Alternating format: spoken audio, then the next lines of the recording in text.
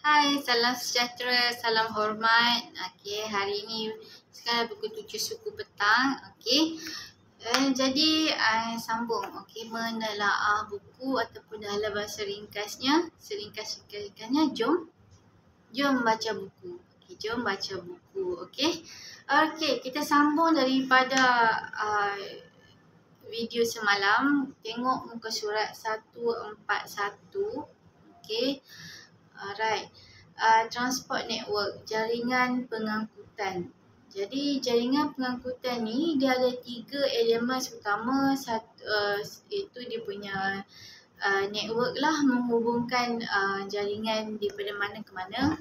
Kemudian nodes tu point lah, point dia.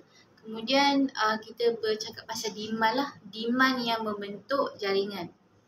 Demand yang membentuk jaringan. Kalau ada demand di sesuatu tempat, kita akan buat stesen. Contohnya bila kita nak buat stesen bas di Changlun, sebab ada permintaan. Ada permintaan untuk orang menggunakan bas ekspres di Changlun. Jadi jadi apa itu sentral? Sentral adalah pusat lah di mana berlakunya pengangkutan. Pengangkutan utama dia menghubungkan kawasan, dan setiap kawasan tu kita boleh panggil nodes lah. Nodes. Ada juga nodes tu, point tu, dia boleh jadi distribution system. Maksudnya kita nak distribute lah, kita nak edarkan. Dan kadang-kadang dia akan jadi transshipment. Transshipment ni macam kita letak sekejap, lepas tu kita nak hantar ke tempat lain.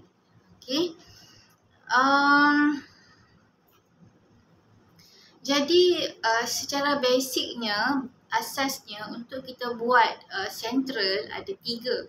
Satu, lokasi. Kat mana kita nak buat.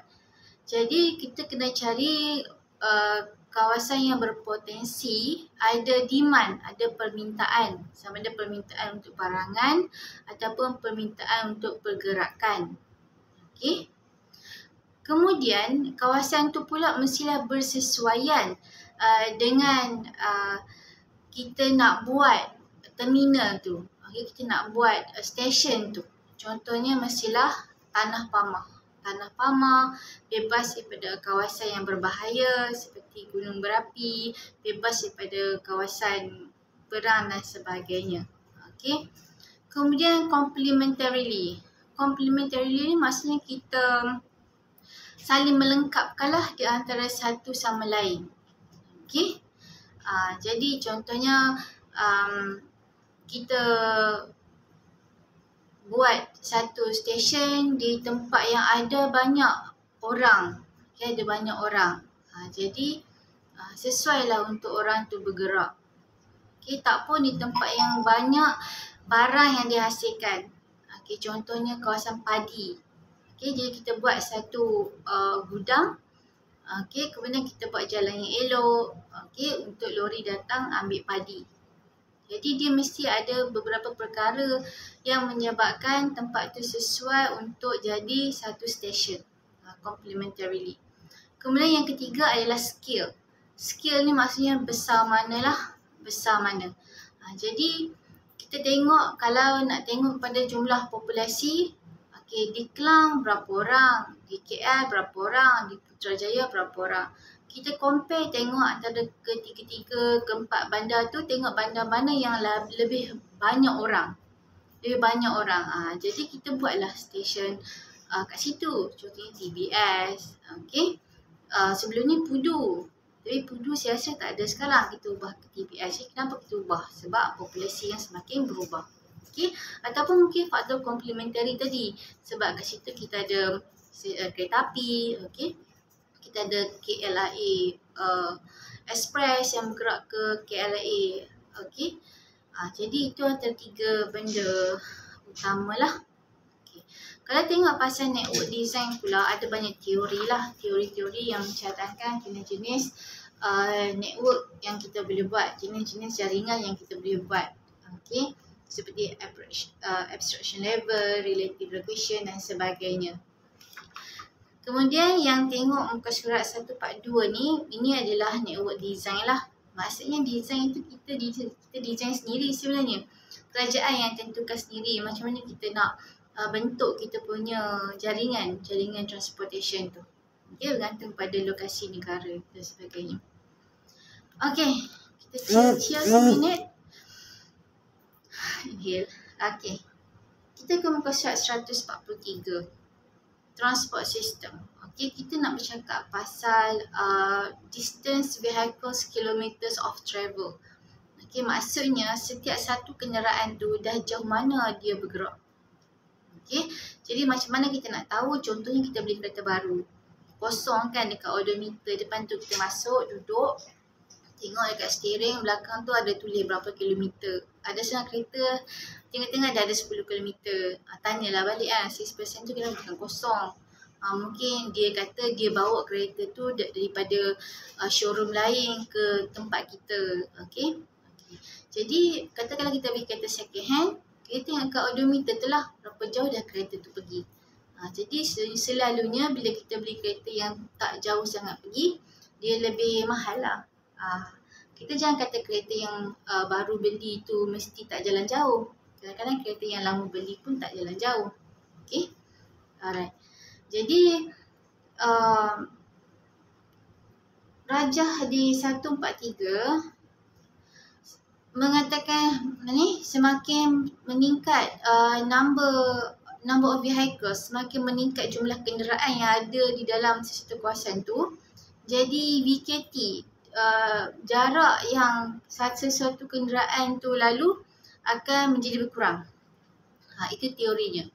Kalau kita ada banyak kenderaan, jadi setiap satu kenderaan tu bergerak akan semakin kurang. Okay, contohnya lah, katakanlah Uncle A ada satu biji kereta, hari-hari guna kereta yang sama saja. Jadi tinggilah VKT kereta tu. Tapi kalau Uncle A ada 5 biji kereta, hari-hari tukar kereta yang berbeza. Jadi VKT untuk setiap kereta tu berkurang. Okay, contoh kedua, katakanlah saya ada kereta saja untuk bergerak daripada Sintok pergi JB. Okay, jadi jauhlah saya punya VKT tu bertambah 500 kan, jarak kenderaan saya tu bergerak. Tetapi katakanlah saya kata okay, daripada Changlun pergi airport, saya naik kereta. Sikitlah saya punya pergerakan kereta tu. Kemudian daripada airport tu saya pergi ke Senai, saya naik kapal terbang. Jadi sekarang yang berjalan adalah VKT kapal terbang tu. Okey, daripada stesen kapal terbang daripada airport tu pergi ke tempat saya nak menginap ke, itu saya guna Grab. Dah VKT kereta Grab tu. Jadi bila kita ada banyak kenderaan, jadi VKT untuk setiap kenderaan tu akan berkurang lah. Okey, jadi soalannya kenapa kita nak ambil kisah sangat pasal VKT ni kan? Pasal berapa jauh dah satu-satu kenderaan tu bergerak. Sebab memang fungsi kita beli kenderaan tu untuk bergerak. Okey, kalau VKT yang kurang, maksudnya kereta yang kurang bergerak ni, satu enjin dia masih elok lah, masih baik. Sebab tu kadang-kadang kita nampak ada kereta, ada lori yang keluar dah asap hitam tu. Jadi kita boleh buat, kita boleh agak lah enjin dia dah tak elok. Okey, jadi satu pencemaran. Yang kedua, pernah dengar tak kes yang budak dalam kereta lepas tu meletup dia punya enjin kat depan tu? Mungkin kereta tu kereta lama. Okey, jadi dia berbahaya lah. Kedua adalah safety. Alright.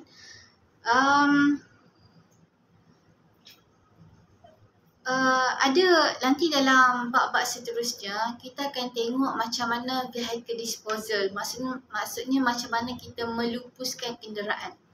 Okey, macam mana kita melupuskan kenderaan. Okey. Tapi cukup sekadar faham apa itu VKT. Okey, apa itu VKT. Kita akan bincang lagi tentang VKT ini dalam slide secara lebih terperinci. Saya rasa cukuplah untuk hari ini. Okey, salam hormat. Terima kasih.